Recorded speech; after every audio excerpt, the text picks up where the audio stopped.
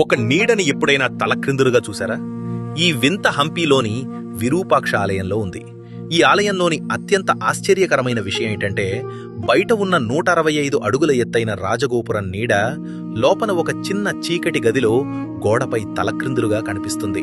16వ శతాబ్దంలో దక్కన్ సుల్తానుల దాడిలో హంపీ నగరం మొత్తం నాశనమై శిథిలావస్థకు చేరిన విరూపాక్ష ఆలయం మాత్రం చెక్కుచెదరకుండా నిలిచింది. 17వ శతాబ్దంలో ఈ ఆలయాన్ని బిష్టప్పయ్య అనే శివభక్తుడు పునరుద్ధరించారు.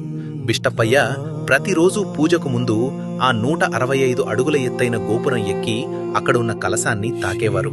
ఆ కలశాన్ని తాకడం ద్వారా స్వయంగా ఆ శివుడి పాదాలను తాకిన అనుభూతిని పొందేవారు. అదే అనుభూతిని ప్రతి ఒక్క భక్తుడికి అందించాలనే ఉద్దేశంతో ఆయనకు ఒక గొప్ప ఆలోచన తట్టింది.